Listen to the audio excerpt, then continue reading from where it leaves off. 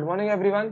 तो आज हम अपने एनसीईआरटी के टॉपिक को आगे बढ़ाने वाले। ओके, तो लास्ट टाइम का आपको मैंने जो कुछ भी सिखाया था आपने रिवाइज किया होगा। मध्य देश, जन, विश्वपति वगैरह ये सब कुछ आपने रिवाइज किया होगा। तो आइए बढ़ते हैं आगे अपने टॉपिक के ऊपर। चलिए,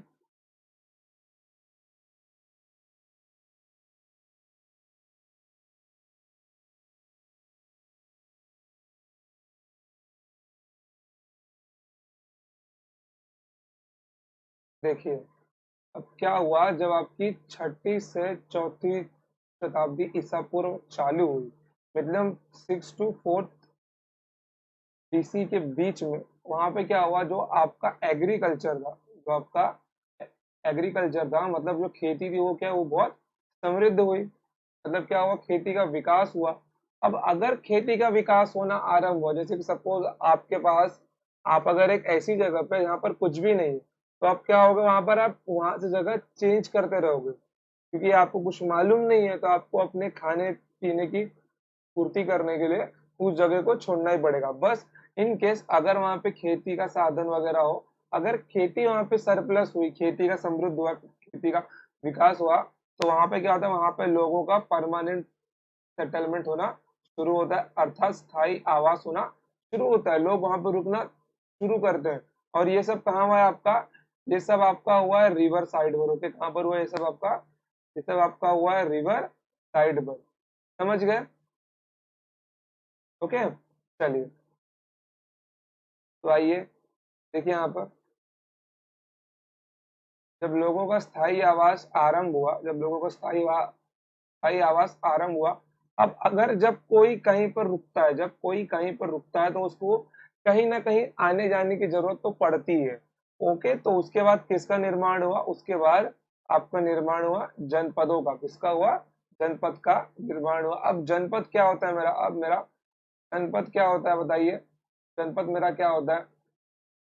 जनपद मेरा वहां आता है जहाँ पे जन लोग आते हैं, अपने पैर रखते हैं। जनपद, जन लोगों के पद, अर्थात जनपद, मतलब जहां पर लोगों का आवागमन ज्यादा होगा, जहां पर लोगों का आवागमन ज्यादा होगा। ओके, और ये जनपद हमेशा किसी न किसी मार्केट के पास में ही रहा करता था।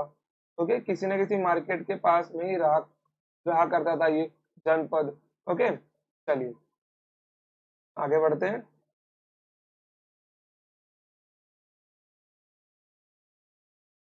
अब ये देखिए, अगर जनपद होगा, अगर जनपद हुआ, तो जनपद से क्या होगा, बहुत सारे जनपद को मिलाकर क्या होगा, महा महाजनपद का निर्माण होगा। जैसे नहीं बोलते हम लोग, बहुत सारे शहर को मिलाकर एक राज्य का निर्माण होता है, जैसे बहुत सारे छोटे छोटे मार्केट को मिलाकर एक बड़ी मार्केट का निर्माण होता है, वैसे ही बहुत सारे जनपद को मिलाकर महाजनपद का निर्माण होता है। अब ये महाजनपद क्या है?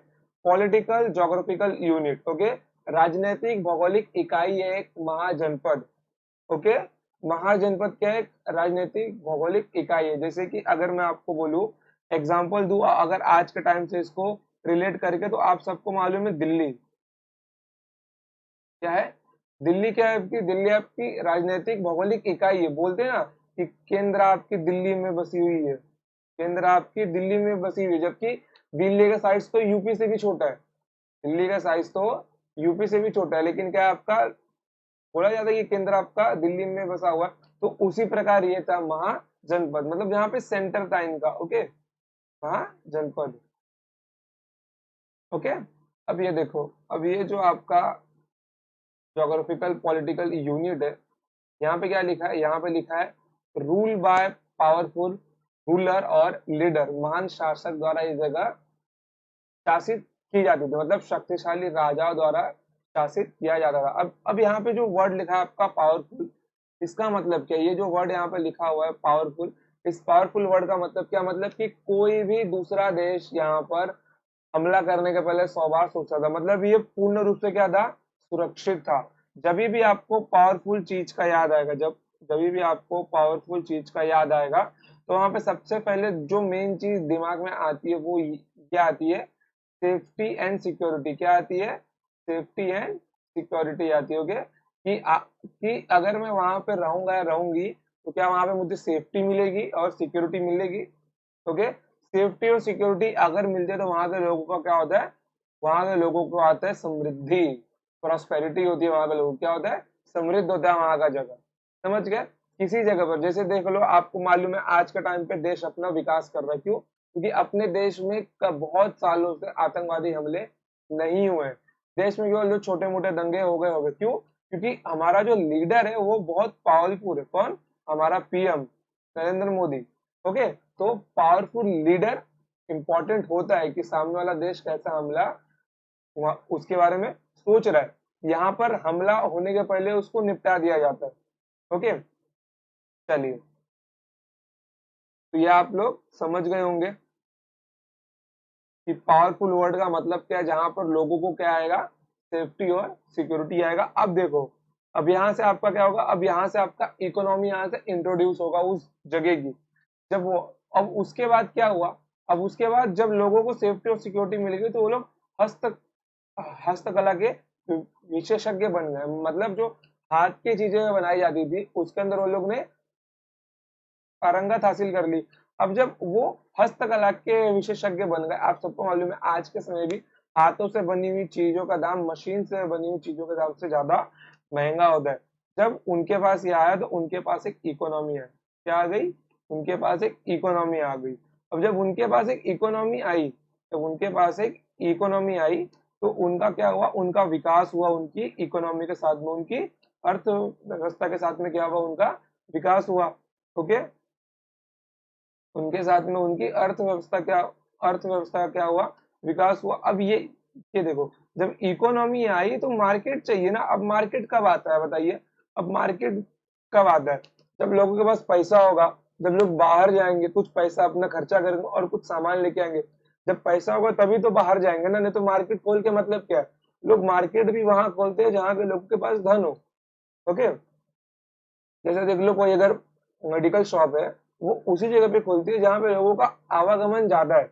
ओके, ऐसी जगह पे कोई बंदा मेडिकल शॉप कभी नहीं खोलता जहाँ पे लोगों का आवागमन बहुत कम है। वो भी अपना प्रॉफिट देखता है। जब लोगों के पास अर्थव्यवस्था होगी, उनके पास पैसे आएंगे, जब उनकी समृद्धि होगी तो वो लोग एक मार्केट के अंदर जाएंगे और उन्हीं लोगों में से कुछ लोग मिलकर एक बाजार तंत्र की स्थापना करेंगे।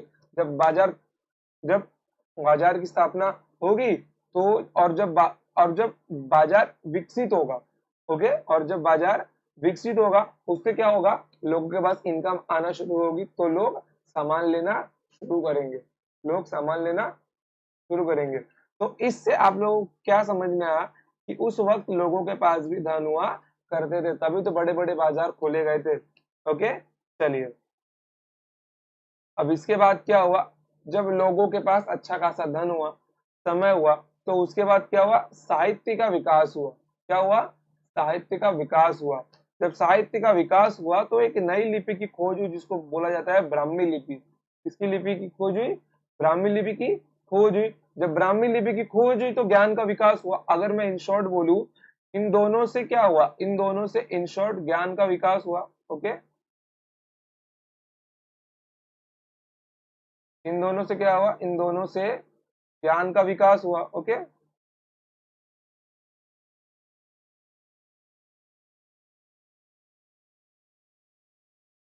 इन दोनों से ज्ञान का विकास हुआ। जब इन दोनों से ज्ञान का विकास हुआ तो उस ज्ञान का उपयोग किसने किया, उस ज्ञान का उपयोग किया क्षत्रिय राजाओं ने। ओके, तो क्या हुआ, क्षत्रिय और ताकतवर हो गए। यहाँ पे ताकतवर होने का मतलब क्या है, यहाँ पे ताकतवर होने का अर्थ है कि वो लोग मानसिक प्लस शारीरिक रूप से क्या हुए, ताकतवर हुए।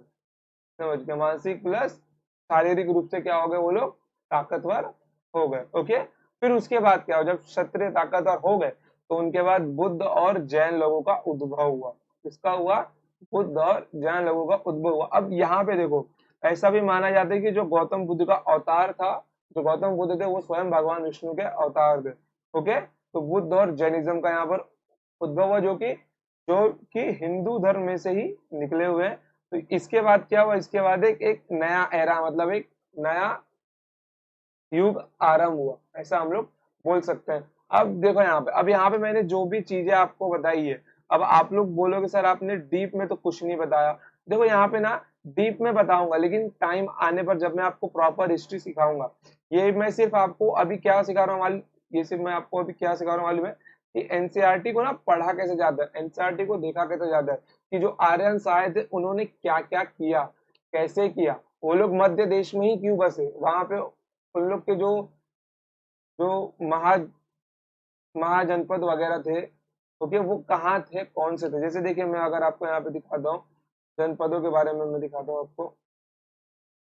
ये देखिए, अगर मैं इसको मिटा दूं, मिटाओ भी क्यों मिटाओ, देखो ना, कंबोजा, गांधार, देखो जिनको जिनको मैंने हाईलाइट किया हुआ है, कंबोजा, गांधार, सकला, कुरु, ये क्या आपको कुरुक्षेत्र है। गांधार कहाँ था, जहाँ पे गांधारी आई थी, ओके, शकुनी की बहन, ओके, और दुर्योधन की माँ, ओके। मत्स्य, मथुरा, पांचाल, मल्ल, यहाँ पे आपका हस, हस, बड़ा डिफिकल्ट वर्ड है, हस्तिनापुर, ओके। चलो, एक दो वर्ड में फंस जाता हूँ अभी कभी कभी, ओके। उसके बाद में मल्ल, मल्ल कौन सी जगह है, मल्ल वो जगह है जहां पर भीम ने एक एक मल्ल युद्ध में किसी को दो हिस्सों में चीर कर फेंक दिया था। मेरे को उसका उस आदमी का नाम नाम याद नहीं आ रहा है, ओके। वर्जी, इसको हिंदी में ना वैदही बोला जाता है, इसको हिंदी में वैदही बोला जाता है, ओके। चलिए, अंग, अंग कौन सी जगह है जहां पे अंगराज कर्ण ने राज किया था, ओके, जो कर्ण को भेंट के रूप में दिया गया था, इसलिए उसको अंग, अंग राज कर्ण, अंग पे राज करने वाला कौन, कर्ण। कर्ण कौन था, पांचों पांडवों का श्रेष्ठ भाई था, ओके, इनके पास सूर्य भगवान के द्वारा दिए हुए कवच और कुंडल थे, ओके। तो कर्ण पे, सॉरी, अंग पे राज करने वाला कर्ण। मगध, फिर बाद में काशी, फिर बाद में वत्सा, फिर चेदी, अश्मका, अवंती। अब ये देखो, अब इनका विस्तार कैसे हुआ, इनका विस्तार ऐसे हुआ, ओके, इनका विस्तार ऐसे हुआ। इनका विस्तार ऐसे क्यों नहीं हुआ, या फिर इनका विस्तार नीचे ज्यादा और क्यों नहीं हुआ, नीचे भी हुआ है तो आप देखते हो कि बहुत कम हुआ है, एक दो जगह पे ही हुआ है इनका विस्तार नीचे की ओर, लेकिन इस जगह पर तो इनका विस्तार काफी हुआ, इस जगह पर इनका विस्तार काफी हुआ। ऐसा क्यों हुआ, क्योंकि यहाँ पर जितने भी क्षेत्र है वो क्या है, यहाँ पर जितने भी क्षेत्र है वो क्या है, वो सारे सारे दोआब के क्षेत्र है, सबके सब रिवर्स के बीच बसे हुए। सबसे ज्यादा रिवर्स आपको यहीं दिखाई दे रहे होंगे, पूरे नक्शे में सबसे ज्यादा रिवर्स आपको यहीं पे दिखाई दे रहे होंगे, ओके, क्योंकि यहाँ पे दोआब का क्षेत्र है। दोआब के क्षेत्र के पास क्या होगी, खेती अच्छी खासी होगी, क्या होगी, खेती अच्छी खासी होगी। समझ में आ गया आपको, कोई दिक्कत नहीं है, तो आई होप कि आपको कोई डाउट नहीं रह गया होगा। और इनकी पूर्वी बाउंड्री किससे डिसाइडेड थी, इनकी पूर्वी बाउंड्री डिसाइडेड थी सरस्वती रिवर से, ओके, सरस्वती रिवर से इनकी पूर्वी बाउंड्री डिसाइडेड थी, ओके। तो आई होप कि आपको कोई डाउट नहीं रह गया होगा कि ये जो जनपद थे ये कहाँ पर बसे वगैरह। आप ना इसको मार्केट मत समझ लेना, ये मार्केट के पास हुआ करता था, क्योंकि जो शहर मार्केट के पास होगा वहीं पर लोगों का आवागमन ज्यादा होगा, समझिए। और बहुत सारे जनपद को मिलाकर क्या बनता है, आपका महाजनपद मिलता है, और उसको रूल करने वाला एक राजा होता है, ओके। जैसे मैं बोलूं कि बहुत सारे स्टेट्स को मिलाकर एक देश बनता है, बहुत सारे राज्यों को मिलाकर एक देश बनता है, और उसके ऊपर राज करने वाला कौन होता है, बोल सकते हो प्रधानमंत्री, ओके। अपने देश में राष्ट्रपति को पावर्स तो दी गई है, लेकिन वो कभी उनका ढंग से यूज कर नहीं पाते, ओके। क्योंकि अगर राष्ट्रपति अपनी पावर्स को यूज करने पे आ गया ना, मैं बता रहा हूँ, एक दिन में आरक्षण खत्म। वो कोई भी कानून एक दिन में ला सकता है या फिर निकाल सकता है, लेकिन बात वही है कि वो जिस संसद भवन में होगा उसको वहां के लोगों की मत तो लेने ही पड़ेंगे, ओके। चलिए, तो दिक्कत आपको यहाँ पर कोई दिक्कत नहीं है। अगर आपको कोई भी डाउट हो तो आप डाउट पूछ सकते हो कि ये लोग रिवर के साइड में ही क्यों गए, महाजनपद शक्तिशाली राजाओं द्वारा शासित की जाती थी, क्या था। अब देखो यहाँ पर, अब अगर मैं आपको एक चीज यहाँ पर एक्सप्लेन करना चाहूँ कि दूसरा मैप ले लूँ मैं, ओके। एक काम करो आप लोग ना अपने नोट्स में इसको साइड में बना के लिख लो कि महाजनपद कौन कौन से थे आपके, काशी, कोसला, मगध, अंग, वाजी, मल्ला, चेदी, वत्स, कुरु, पांचाल, मत्स्य, सूरसेन, अशक, अवंती, गांधार और कंबोज। कंबोज कहाँ आता है आपका? कंबोज आपका आता है अफगानिस्तान के साइड में। कहाँ पे आता है आपका? अफगानिस्तान के साइड में आता है आपका कंबोज। ओके, कोई दिक्कत इसके अंदर? कोई दिक्कत नहीं है। आज ना इसका बराबर से ना पीडीएफ का प्रिंट मतलब कि सेव एज पीडीएफ नहीं हो पाया, बहुत ब्लर ब्लर था। इसके लिए मैं आज आपको वन नोट में सिखाऊंगा। शायद आपको लिखने में थोड़ी दिक्कत दिखी होगी राइटिंग में लास्ट टाइम की वजह से। ओके, तो उसको उतना माइंड मत करना आप लोग, बस इतना समझ के ले लो कि इन लोगों का विकास कैसे हुआ और इनके विकास के बाद में जो आपके ये जैनिज्म और जैनिज्म और बुद्धिज्म थे, इनका विकास कैसे हुआ। ओके, कोई दिक्कत यहाँ पे आपको? कोई दिक्कत नहीं है। चलिए, अब यहाँ पे मैं अगर आपको कुछ चीजें रिवीजन रिवीजन करवाना चाहूँ, जैसे मैं आपको अगर रिवीजन करवाता हूँ, तो जैसे कि बताइए शूद्र कौन थे? शूद्र, शूद्र के बाद में आता है आपका क्या आता है? वैश्य। हिंदी में भी लिख दूं क्या? शूद्र, वैश्य, उसके बाद में क्या आता है आपका? क्षत्रिय। ओके, फिर आपका ब्राह्मण। क्या आता है आपका? ब्राह्मण। अब देखिए यहाँ पर शूद्र। शूद्र कौन होते? शूद्र वो होते जो इन तीनों की सेवा करने के लिए हो, या फिर वो अगर चाहे तो इन तीनों में से कुछ भी बन सकते हैं। ओके, जब वर्ण व्यवस्था आरंभ में चालू हुई थी, वो इन तीनों की सेवा करेंगे या फिर वो इन तीनों में से कुछ भी बन सकता था जब स्टार्टिंग में वर्ण व्यवस्था थी। तो उसके बाद वैश्य क्या करते थे? वैश्य आपका व्यापार किया करते थे। ओके, क्षत्रिय क्या किया करते थे? क्षत्रिय आपकी रक्षा किया करते थे, अर्थात राजा वगैरह क्षत्रिय बनते थे, या आपके ज्ञान का प्रसार किया करते थे। ब्राह्मण के ब्राह्मण ज्ञान का प्रसार प्रसार किया करते थे। पहले पहले ये क्या था? काम के ऊपर आधारित था, लेकिन बाद में ये जन्म के ऊपर आधारित हो गया कि ब्राह्मण का पुत्र ब्राह्मण ही होगा, क्षत्रिय का पुत्र क्षत्रिय ही होगा, वैश्य का पुत्र वैश्य ही होगा, शूद्र का पुत्र शूद्र ही होगा। लेकिन देखो, अगर रियल में हम लोग जो बोला जाता है कि लोग बोलते हैं ना कि जात पात किसने बना? अरे भगवान ने जात पात नहीं बनाया कभी, सोचो मत, ये सब इंसानों द्वारा ही बनाया गया है। पहले के टाइम पे लोग काम के रूप में विभाजित किए हुए थे, जो कि सही भी था, जो कि सही भी था कि अगर कोई व्यक्ति है, सपोज लो अगर कोई यहाँ पर इंसान है, मैं बोलता हूँ अगर कोई यहाँ पर व्यक्ति है, अगर उसको शूद्र बनना है तो वो शूद्र बनेगा। उसको अगर सेवा करने में अच्छा लगता है तो वो सेवा करेगा। अगर उसको वैश्य बनना है, व्यापारी बनना है, तो वो व्यापारी बनेगा, वैश्य में जाएगा। अगर उसको राजा बनना है तो वो क्षत्रिय बनेगा। ओके, जैसे आपके चंद्रगुप्त मौर्य, आप सबको मालूम है चंद्रगुप्त मौर्य जन्म से राजा नहीं थे। ओके, उन्होंने चाणक्य के साथ मिलकर अपने राजा की पदवी हासिल की थी। फिर उसके बाद में जिसको ज्ञान का प्रसार करना हो ब्राह्मण बनेगा। मतलब ये उस टाइम पे क्या था कि उस टाइम पे बंदा किसी भी फील्ड में जा सकता था।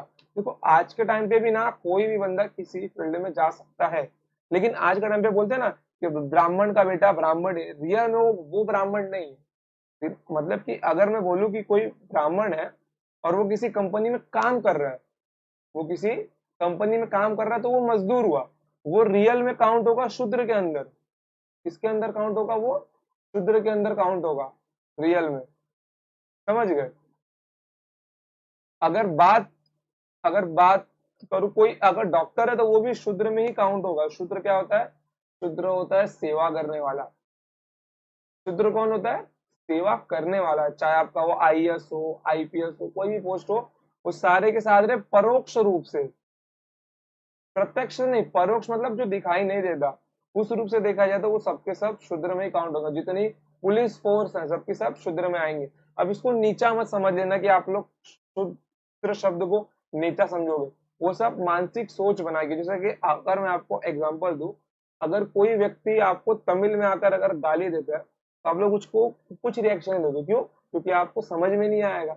बट कोई अगर आपको हिंदी लैंग्वेज में बोले, हिंदी आपको आती है, आप उसका तो मार दोगे उसको। क्यों? क्योंकि आपके अंदर जो ज्ञान है उसने ही उसके शब्दों को अर्थ दिया है ना। अगर आपको हिंदी भी नहीं आती तो भी आपको कोई फर्क नहीं पड़ता, समझ गए। तो आपके अंदर जो ज्ञान बसा हुआ है वही सामने वाले के शब्दों को मतलब देता है। तो शूद्र का मतलब छोटा कभी मत समझना, समझ गए। शूद्र का मतलब छोटा कभी मत समझना। ओके। जो आज के टाइम पे बिजनेसमैन है वो सारे के सारे वैश्य में आते हैं। जो क्षत्रिय लोग हैं जो रक्षा करते हैं, रक्षा करते हैं, जैसे कि पुलिस फोर्स मत समझो इसके अंदर, शूद्र के अंदर जो सेवा करते हैं उसको निकाल दो, उन सबको आप यहाँ पर रखो। ओके। आईएएस, आईपीएस और आपकी आर्मी, उन सबको आप यहाँ पर रखो। ओके। जो आपके उससे नीचे के लोग आते हैं जैसे वेटर हो गया, वेटर हो गया, मोची वगैरह, ये सब किस में आते हैं, सब शूद्र में आते हैं। ओके। जो रक्षा करने वाले लोग हैं, जो देश की रियल में रक्षा कर रहे हैं, यहाँ पे रॉ भी लिख लो यार, रॉ, एनआईए, बहुत सारे आपके एजेंसीज हैं। ओके, समझ गए। और ब्राह्मण, ब्राह्मण में सबसे ऊपर कौन आता है, आपका टीचर आता है। आज के टाइम पे टीचर सबसे ऊपर आता है, जो ज्ञान का प्रसार करता है, या फिर और अच्छे से देखा जाए जो प्रधानमंत्री का सलाहकार होता है, मुख्य मुख्य सलाहकार। ओके, ओके, एडवाइजर जिसको बोला जाता है, वो भी किस में आता है, वो भी आपका ब्राह्मण में आता है परोक्ष रूप से। बोलते ना सलाहकार बन जाओ मेरे। सलाहकार क्या होता है, रियल में आपका ब्राह्मण होता है, भले उसकी जात कोई भी हो, जात पात वगैरह सब इससे ही निकाले गए, सब इसमें से निकाले गए। वैश्य में मारवाड़ी, गुजराती वगैरह कौन क्या क्या नहीं निकाल के रख दिया गया। ओके। तो स्टार्टिंग में तो सबके नाम हुआ करते थे, धीरे धीरे उनके नाम के क्या आ गए, सरनेम आ गए। क्या हुआ, वो इवॉल्व हुआ। विकसित तो मैं नहीं बोलूंगा, अगर विकसित होता तो इतना बेकार विकसित तो नहीं बोलते उसको, वो डिमिनिश्ड हुआ और पीछे गया वो। ओके। और आने वाले समय में कलयुग का अंत भी बड़े जल्दी होगा। अभी तो कितने 4.5 लाख साल बाकी है अभी कलयुग का अंत होने के लिए। ओके। तो मुझे ऐसी पूरी उम्मीद है कि आप लोगों को ये अच्छे अच्छे समझ में आएगा। तो आपको भी ये अच्छे से पता लग गया होगा कि आप लोग किस में जा रहे हो। आप लोग क्षत्रिय बनने जा रहे हो, आप लोग क्षत्रिय बनने जा रहे हो।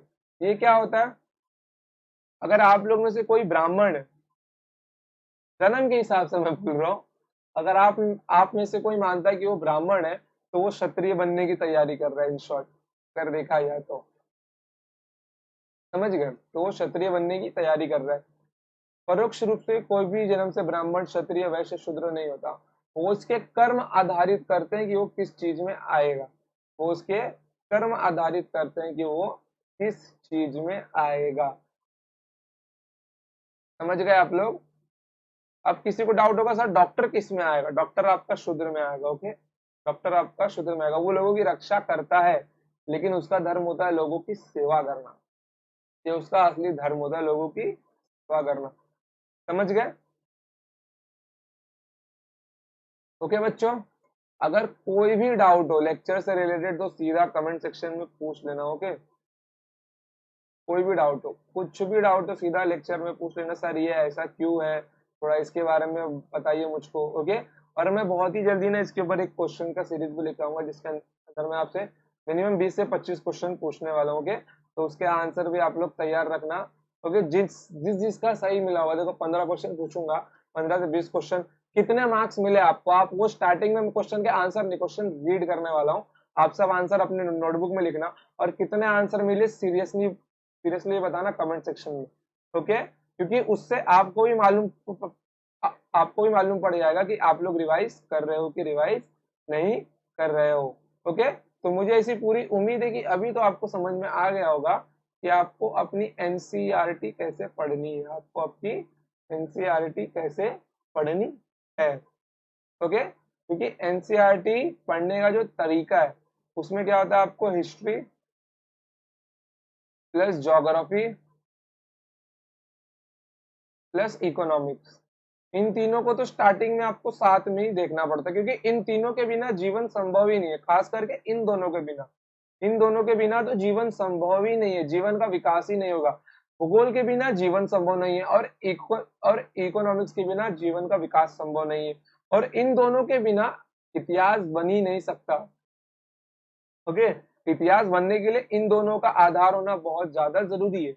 ओके, और जब तक ये तीनों नहीं आते तब तक वहां पे राज शासन कैसे आएगा, पॉलिटी, पॉलिटी अर्थात होता है कानून। देखो राजा वहां पे है, राजा के कानून भी है, लेकिन वो इन दोनों के बिना भी अधूरा है, समझ गए। इसलिए ज्योग्राफी और इकोनॉमिक्स आपका बहुत इंपॉर्टेंट रोल प्ले प्ले करता है एनसीईआरटी में। ओके, समझ गए।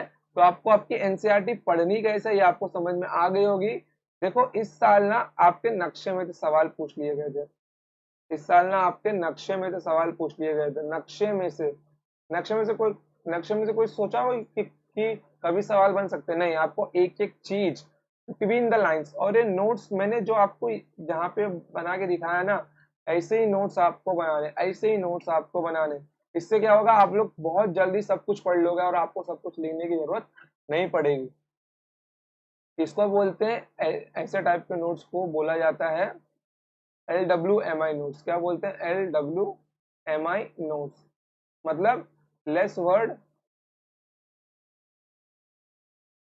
More information. Okay, less word more information, समझ गए। तो कम शब्दों में ज्यादा इंफॉर्मेशन लिख लो अपने पास, समझ गए। कोई दिक्कत है? कोई दिक्कत नहीं। तो आप लोग क्या बनने जा रहे हो? आप लोग क्षत्रिय बनने की तैयारी कर रहे हो असलियत में। ओके बच्चों, चलो, तो आज के लिए मैं इतना ही रखता हूँ। अगर आपको कुछ भी डाउट हो, अगर आपको कुछ भी डाउट हो तो आप डाउट कमेंट सेक्शन में पूछ सकते हो। ओके बच्चों, तो आज के लिए इतना ही, मिलते हैं next time. Till then tata bye bye, जय हिंद, जय भारत, लव यू ऑल। और कमेंट सेक्शन में बताओ वीडियो आपको कैसा लगा, और आपके जितने भी दोस्त वगैरह हैं ये सब कुछ उनके साथ में शेयर करो। चलिए, बाय।